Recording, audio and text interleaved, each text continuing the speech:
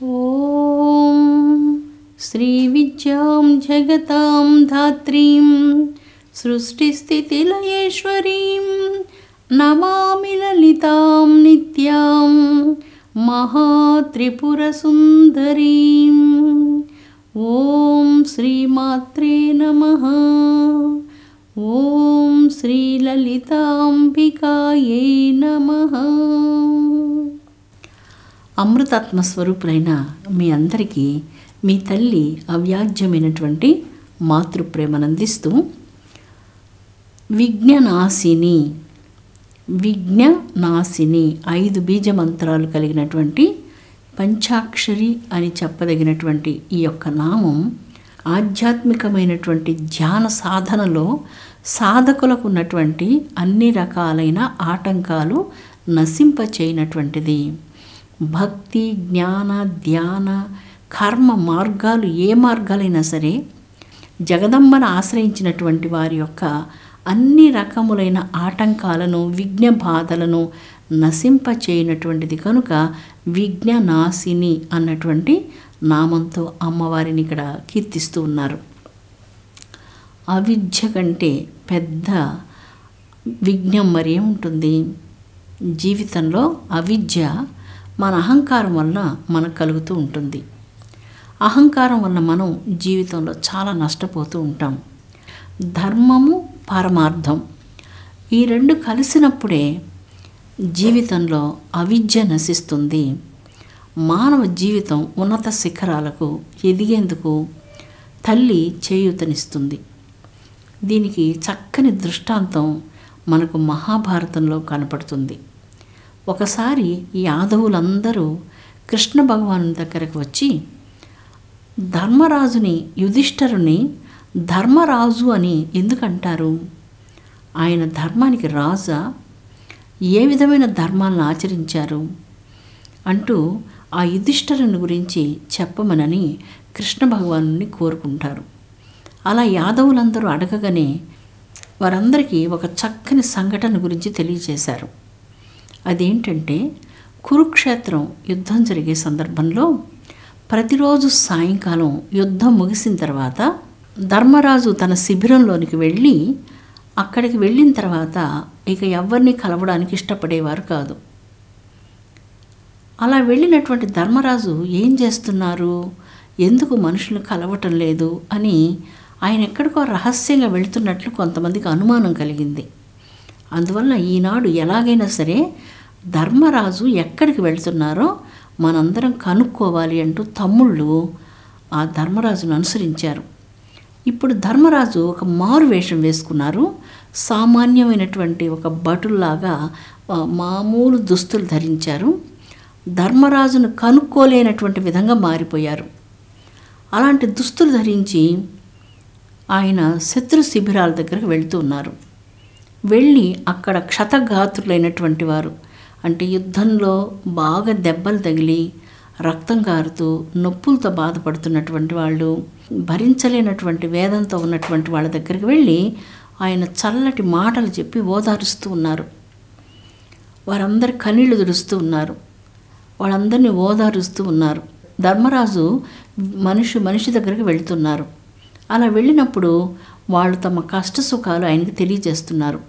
అవన్నీ ఆయన వింటూ వాళ్ళ కన్నీళ్లు తుడుస్తూ, వాళ్ళని ఓదారుస్తూ, వాళ్ళకు మందులు వేస్తూ, వాళ్ళకు చల్లటి మాటలు చెప్తూ ఉన్నారు. దీన్ని చూడగానే భీముడు, అర్జునుడు వీరందరూ చాలా నిర్ఘాంతపోయారు. ఎందుకు అన్నయ్య ఇలా చేస్తున్నారు అంటూ కృష్ణ భగవానుని అడిగారు. కృష్ణ భగవానుడు అందుకు, మీ అన్నయ్య వచ్చిన తర్వాత మనం ధర్మరాజునే ఈ ప్రశ్న అడుగుతామని చెప్తారు.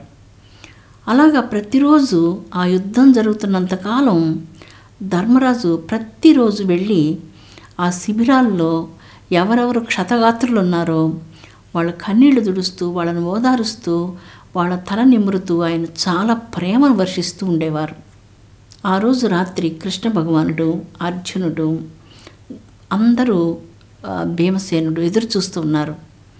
రాగానే, అన్నయ్య మీరెందుకు ఇలాగా ఒక సామాన్యమైనటువంటి భటుని వేషంలో వెళ్ళి, ఒక మారు వేషంలో వెళ్ళి ఎందుకు మీరు సేవ చేస్తున్నారు? మీరు మీ అసలు సహజ స్వరూపంతోనే వెళ్ళి వాళ్ళని పలకరించవచ్చు కదా, వాళ్ళు ఇంకా మిక్కిలి సంతోషపడతారు కదా అంటారు. అందుకు ధర్మరాజు ఇలాగా చెప్తారు. అందులో కౌరవ వీరులు చాలామంది ఉన్నారు. ఈ శిబిరంలో గాయపడినటువంటి వారిలో కౌరవ సైన్యం అధికాధికంగా ఉన్నది. నేను నా సహజమైనటువంటి నా రూపంతో అక్కడికి వెళ్ళినప్పుడు వాళ్ళు మనస్సు విప్పి నాతో మాట్లాడలేకపోవచ్చు, ఎందుకో సంకోచించవచ్చు. అందుచేతనే నేను ఒక సామాన్యుడిలాగా వెళ్ళి వాళ్ళ కష్టసుఖాలను విచారించి వాళ్లకు ధైర్యం చెప్పాను అంటూ ధర్మరాజు ఆ విధంగా ధర్మం పరమార్థం, పరమార్థాన్ని మనం చేరుకునేందుకు మానవీయమైనటువంటి ఒక ధర్మం ఉన్నది. దాన్ని దయ అంటాం, ప్రేమ అంటాం, కారుణ్యం అంటాం. ఏ నామంతోనైనా మనం దానిని పిలవచ్చు. సాటి మనిషి యొక్క కన్నీళ్లు తుడిచి, సాటి మనిషి యొక్క బాధ విని వారిని చల్లటి ఒక మాటతో ఓదార్చేటువంటిది ఒక అపురూపమైనటువంటి సేవ. ధర్మరాజు ఈ యొక్క పవిత్రమైనటువంటి సేవను మనకు ప్రసాదించారు.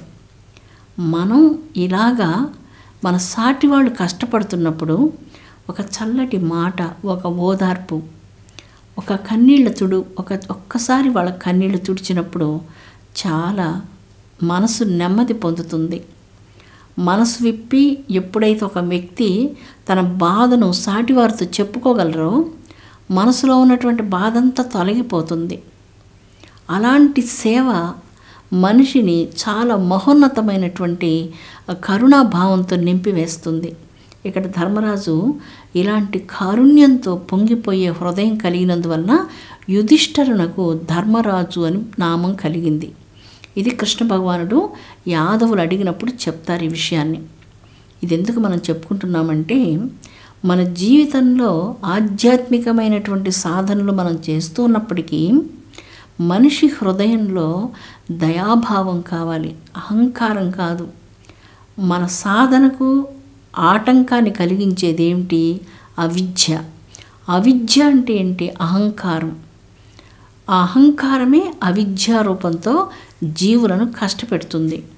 నిరహంకారత్వం ఎప్పుడైతే కలిగి ఉంటాడో కర్తవ్యాలను కూడా నిరపేక్షమైనటువంటి బుద్ధితో ఆచరిస్తూ, దాన్ని సాక్షీభూతంగా చూస్తూ, తాను ఏది అంటకుండా తన వలన ఎదుటివారికి మంచి జరగడానికి ఎవరైతే కృషి చేస్తూ ఉంటారో అలాంటి వాళ్ళు మహోత్తములు. అలాంటి మహోత్తమ హృదయంలో ఈ జీవనం నుంచి ఏ ఆటంకాలైతే వారికి ఎదురవుతూ ఉంటాయో ఆ ఆటంకాల నుంచి రక్షించినటువంటిది, ఈ యొక్క బాహ్యమైనటువంటి మానసిక ఆందోళన వారికి కలగకుండా రక్షించినటువంటిది. ఎప్పుడైనా ఒక సత్కర్మ మీరు చేస్తే దానివల్ల కలిగే ఆనందం వర్ణనాతీతమైనటువంటిది, మాటలతో చెప్పలేనటువంటిది. ఎట్టిది ఆనందం అంటే ఇలాగ ఉంటుందని ఎవరని చెప్పలేం. అలాంటి వర్ణనాతీతమైనటువంటి ఆనందం ఎవరికైనా మీరు అన్నం పెట్టినా, దుస్తులు ఇచ్చినా, సేవ చేసినా అలాంటి ఆనందం కలుగుతుంది. పరమార్థంలో, ధర్మంలో నిష్కామత్వం ప్రధానమైనటువంటిది. ఈ ధర్మాలన్నీ ఎప్పుడైతే మానవులు ఆచరిస్తారో అతనికి జీవన పరమార్థం చాలా సులభం అవుతుంది. అందుకే లలితాంబికాదేవి విజ్ఞానాశిని అంటే అవిద్యను నశింపచేయనటువంటిది, అవిద్యాపూర్వకమైనటువంటి అహంకారాన్ని నశింపచేయనటువంటిది అని ఇక్కడ అర్థం. ఒకసారి ఒక బీద దంపతులు ప్రతిరోజు చాలా కష్టపడి పొలంలో పనిచేసి భార్యాభర్తలిద్దరూ ఇంటికి వచ్చి తమకున్నటువంటి దానిలో వంట చేసి ఒక్క అతిథికైనా ఆతిథ్యాన్ని ఇచ్చి తర్వాత భోంచేసేవారట. ఆ రోజు ఎవ్వరు అతిథులు రాలేదు. వారు చాలాసేపు నిరీక్షించి తిరిగి అలాగ వెతుకుతూ ఉన్నారు అతిథి కోసం. ఇంతలో ఆ చలికాలంలో గడగడ వణుకుతూ ఒక వ్యక్తి ఒక అరుగు మీద కూర్చొని మూలుగుతూ ఉన్నాడు. ఆ మూలుగు విని, ఆ శబ్దం విని అక్కడికి వెళ్ళి దంపతులిద్దరూ అతన్ని పలకరించారు. అతడు భయంకరమైనటువంటి కుష్టు వ్యాధితో బాధపడుతూ ఉన్నాడు. అయితే ఈ దంపతులిద్దరూ మిక్కిలి ఆదరంతో ఆ అతిథిని ఇంటికి తీసుకొని వచ్చి అతనికి సేవ చేసి అతనికి ఆహారాన్ని పెట్టి ఆదరించారు. అమ్మ, నేను మీ ఇంటికి రాలేను, నేను చాలా అనారోగ్యంతో ఉన్నాను, మీ ఇంటికి రాతగినటువంటి వ్యక్తిని కాదు అని అతడు అక్కడికి వెళ్ళేందుకు నిరాకరించాడట. అయితే ఆ దంపతులిద్దరూ ఆతిథ్యాన్ని ఇవ్వాలి అన్నటువంటి ఆశయంతో నిజంగా ఎవరికైతే అవసరం ఉన్నదో ఆతిథ్యం వారికి ఇవ్వాలి అన్నటువంటి ప్రేమ భావంతో ఇలాగ కష్టస్థితిలో ఉన్నటువంటి ఆ వ్యాధిగ్రస్తునికి సేవ చేసి అతనికి భోజనాన్ని పెట్టి అతనికి మందులిచ్చి అతనికి తమ శక్తి వంచన లేకుండా సేవ చేశారట. సేవ అంటే ఇలాంటిది సేవ, ఇలాంటి సర్వోత్కృష్టమైనటువంటిది ఉత్తమోత్తమైన సేవ. ఒకటి ఆశించి చేసేటువంటిది విద్య కాదు, అవిద్య అవుతుంది. ఈ అవిద్యా సంస్కారాలే మనలో అహంకారాన్ని ప్రేరణ చేసి దైవానికి మనల్ని చాలా కోట్ల మైళ్ళ దూరంలో నిలిపి ఉంచుతాయి.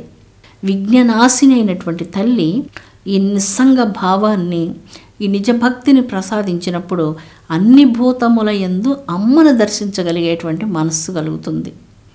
అలాంటి మనస్సు రావాలి. ఆ విజ్ఞానాశిని అయినటువంటి జగజ్జనని అవిద్యను నశింపచేసి, నేను అనే అహంకారాన్ని నశింపచేసి అనుగ్రహిస్తుంది. మనం గత వారంలో గురు వశిష్ఠుల వారిని గురించి చెప్పుకున్నాం. మహర్షులందరూ వివాహాలు చేసుకున్నారు, అందరూ గృహస్థులే. నారదాది మహర్షులను గృహస్థులుగా ఉండి ఈ భూమండలం అంతా సృజించాను, మనుషులు లేరు ఇక్కడెవ్వరు, ఈ భూమండలం అంతా సుందర సృష్టిని చేశాను, మనుషులు ఎవ్వరూ లేరు, ఈ సృష్టిలో మనుషులు కావాలి కనుక నవబ్రహ్మలను సృజించే ముందు కొంతమంది ఋషులను సృజించారు, బ్రహ్మ మానసపుత్రులు అంటారు. మీరు వెళ్ళి సృష్టిని అభివృద్ధి చేయండి అని పంపించినప్పుడు వీరు వెళ్ళి తపస్సు చేస్తూ కూర్చున్నారు. వాళ్లకు తపస్సు ధ్యానం తప్ప మరి ఏది రుచించలేదు. బ్రహ్మదేవుడు చాలా విచారం పొందారట. అయ్యో, నేను ఈ మహర్షులను పంపించి సృష్టిని చెయ్యాలని పంపించినప్పుడు వీరు సృష్టిని చెయ్యకుండా అంతరంగంలోకి వెళ్ళి తపస్సు చేస్తూ బ్రహ్మజ్ఞాన స్థితిలోనే ఉన్నారు. వారికి ప్రపంచంలో ఏం జరుగుతుందో పట్టడం లేదు. అందువలన ఈసారి మరలా కొంతమందిని సృజించాలనుకొని తన మానసంలో నుంచి 9 మంది నవబ్రహ్మలను సృజించారు. వారిలో ఈ ఋషులందరినీ ఆజ్ఞాపించారు బ్రహ్మదేవులు, మీరు తపస్సు చేసుకోండి, కానీ మీరు వివాహం చేసుకొని సంతానాన్ని పొంది నిస్సంగులై ఈ సంసారంలో ఉంటూ ఈ భూమండలాన్ని అంతటిని మానవ సంతతితో వృద్ధి చేయండి అని అంటూ ఆ మహర్షులను ఆదేశించారు. అలాగా కశ్యప మహర్షి ఈ సృష్టిని అంతటిని కూడా ఆయన ప్రాదుర్భవింపచేసేందుకు తాను బ్రహ్మస్వరూపుడై సృష్టి కార్యక్రమానికి కావలసినటువంటి తపస్సును చేసి జగత్తును అనుగ్రహించారు. అలాగే ఈ మహర్షులందరూ కూడా గృహస్థాశ్రమంలో ఉన్నప్పటికీ వారి హృదయాలలో ప్రాపంచికమైనటువంటి విషయాసక్తి లేదు. చాలా ధర్మవర్తనులై ఉన్నారు. వారు నిస్సంగులై ఉన్నారు. వారి కుటుంబం ఉన్నది, సంతానం ఉన్నది, యజ్ఞాగాదులు చేస్తున్నారు, రాజుల వద్దకు వెళ్తున్నారు, రాజుల చేత సత్కర్మలు చేయిస్తున్నారు. గురు వశిష్ఠుల వారు కొన్ని సందర్భాల్లో హోమాలు చేయించినప్పుడు 700 దీర్ఘ సంవత్సరాలు జరిగే హోమాలు చేయించినట్లుగా గురు వశిష్ఠుల వారి చరిత్రలో మనకు కనపడుతుంది. మరి ఇలాంటి అపురూపమైనటువంటి దివ్యమైనటువంటి కార్యక్రమాలు ఎన్నో చేస్తున్నప్పటికీ వారు నిస్సంగులై వీతరాగులై దీనితో అంటకుండా అలాంటి నిస్సంగత్వంతో కూడినటువంటి నిజమైన పారమార్థిక జీవితాన్ని గడిపినట్లుగా మహర్షుల చరిత్రలలో మనకు గోచరిస్తుంది. వారికి సంసార తాపత్రయాదులు లేవు, ప్రాపంచిక విషయాసక్తి లేదు, నిస్సంగులు, కఠోరమైనటువంటి తపస్సును ఆచరించినటువంటి వారు, బ్రహ్మతేజస్సుతో విరాజిల్లువారు. విజ్ఞనాశిని అన్నటువంటి ఈ యొక్క నామంలో జగన్మాత అవిద్యను నశింపచేయాలి. అమ్మ ఎప్పుడైతే అవిద్యను నశింపచేసిందో నిరహంకారత్వం జీవితంలో ప్రవేశిస్తుంది. నిరహంకారత్వం ఎప్పుడైతే కలుగుతుందో నిస్వార్థత్వం కలుగుతుంది. నిస్వార్థపూరితుడైనటువంటి భక్తుడు ఎక్కడ ఉన్నా సుగంధభరితమైనటువంటి పరిమళాలను, శాంతి పరిమళాలు వెదజల్లుతూ ఉంటారు.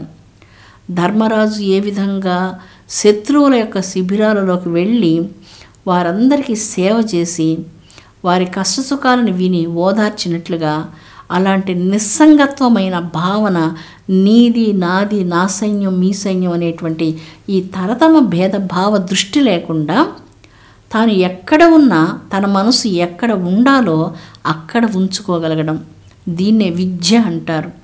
దేవిని జపించిన, దేవిని స్మరించిన, దేవి నామస్మరణం చేసిన ఆ దేవీ జపతో నాస్తి దుర్భిక్షం. జీవితం దుర్భిక్షంగా ఉంటుంది. ఎప్పుడు ఉంటుంది? స్వార్థపరులమైనప్పుడు మన జీవితం దుర్భిక్షంగా ఉంటుంది, అశాంతితో ఉంటుంది, అనారోగ్యాలతో ఉంటుంది, ఎప్పుడు కోపతాపాలతో ఉంటుంది, గర్వంతో అహంకారంతో మిట్టిపడుతూ ఉంటుంది. ఈ పట్టుదలతో అది సాధించాలి ఇది సాధించాలంటూ ఎదుటివారి మీద ద్వేషభావంతో ఇలాగ మనకు మనమే అపకారం చేసుకుంటూ మనం పతనమైపోతూ వస్తూ ఉంటాం.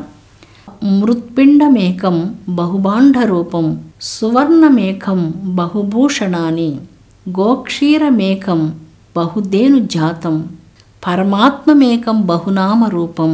పరబ్రహ్మ చైతన్య శక్తి ఒక్కటే బహునామ రూపాలతో విరాజిల్లుతున్నది.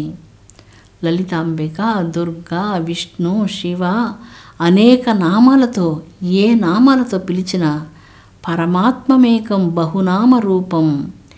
ఈ బహునామ రూపాలతో విరాజిల్లుతున్నటువంటి ఈ దివ్యమైనటువంటి పరబ్రహ్మ రూపాతీతమైనటువంటి పరంజ్యోతి స్వరూపంగా లలితా సహస్రనామాలలో అమ్మ మన హృదయాలకు ఉన్నటువంటి అవిద్య అన్నటువంటి ఆటంకాన్ని తొలగించి విఘ్ననాశిని అవుతున్నది.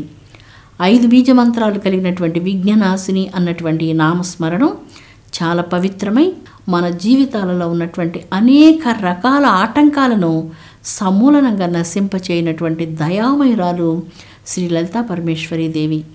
లోకజనని విశ్వశాంతిని అనుగ్రహించునుగాక. ఓం శాంతి శాంతి శాంతి.